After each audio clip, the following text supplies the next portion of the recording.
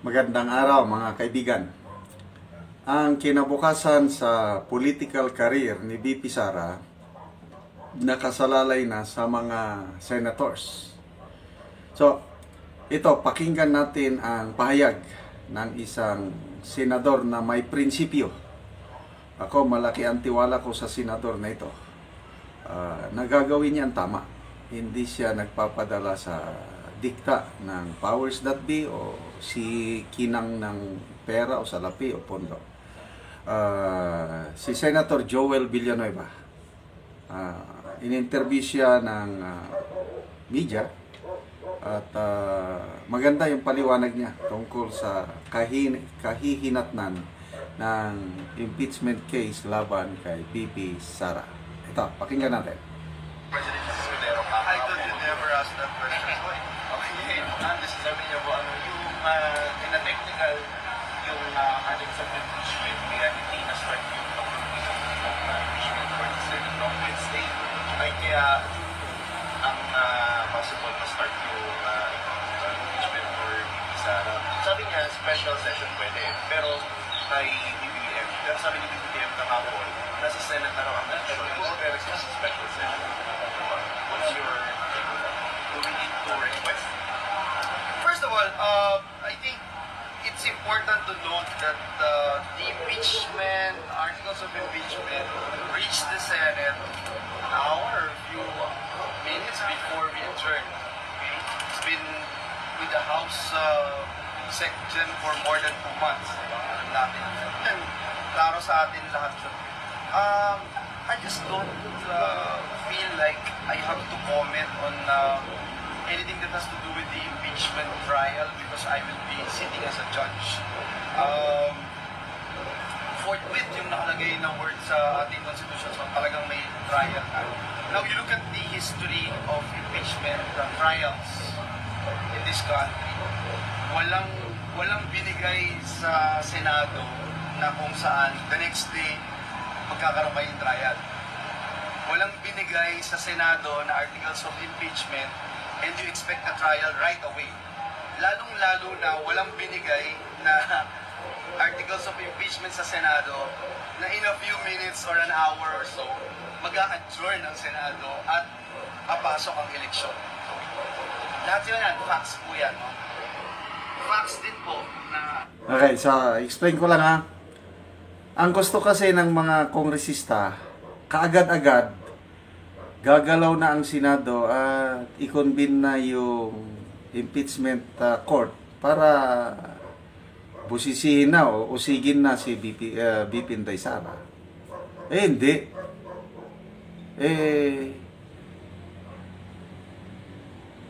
Kasalanan ng mga kongresista, bakit last minute nila i-transmit o in-endorse yung ano?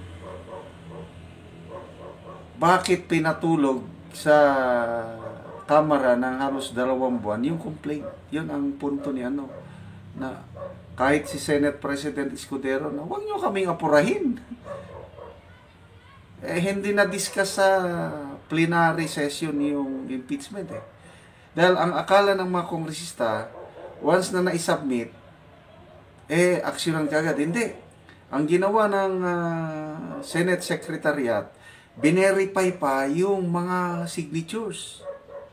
200 plus signatures. Kaya, hindi natalakay sa plenary session, nag-adjourn ang mga senador, walang ano. So, June 2 na. Kaya, dyan sila nagka-problema. Yung June 2 na pag-resume ng plenary session ng Senado. So, wag nila kaming apurahin. Yan ang ano. Isasama natin sa isang fact na kalahati ng Senado, 12 of our colleagues will only stay as a senator. Ang mandate nila is only until June this year. June 2 ang aming pagbabalik. So, why am I saying this?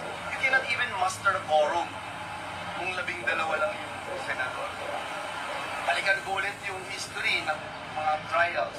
It takes 2 months or 6 weeks at least sa kasaysayan bago magkaroon ng trial. Bakit?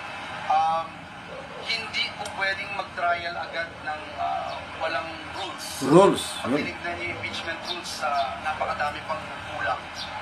Paano i-dispose ang mga motions? Paano i-decide ang quorum? Binanggit natin, 12. Kalahati mawawala na. Diba? Anong robe ang susuot? Kapayag ba si Sen. Nancy na yung robe ganong kulay? Medyo si Sen. Nancy sa kulay ng robe. Rules during the time of impeachment ni Chief Justice Corona, if you recall, the late Senator Nene Pimentel said, ano ba ito, nag-trial tayo, napakadaming kulang ng rules. Nag-trial na. Wala pang rules pala sa ganito, sa ganyan. So ito, kailangan ayusin po. Ano mo yung pinaka-point ko? I think ang best way to look at this is magiging makatarungan ba ang trial? Magiging credible ba? At magiging transparent ba ito sa ating taong bayan? Yun lang po yung pakialam ko at yun lang yung kaya ko pong sabihin. Dahil yung merits of the impeachment, hindi ko pa nakikita po actually. Kakabilang po sa amin. Whether napag-aralan ito o hindi, it's beside the point. Ang nakakalungkot lang, yung ilang mga kasama natin sa Kamara, na yung mga statements nila, I think they should be very careful with their statements. Lalo na yung mga tumatakbong senador.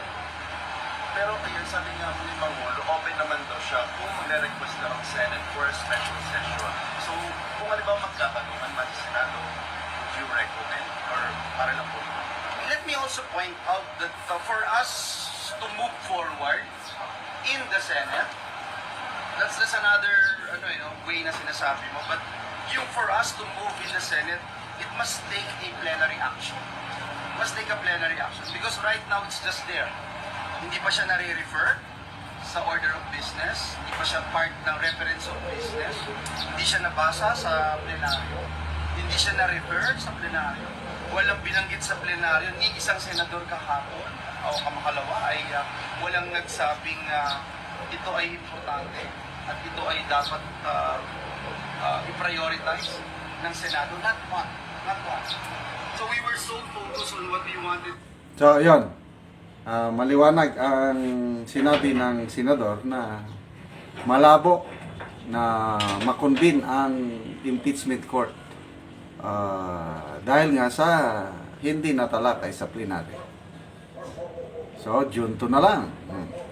Kanina, may napanood akong video, paliwanag ni Attorney Romulo Macalintal, isang Batikang election lawyer. Back to zero.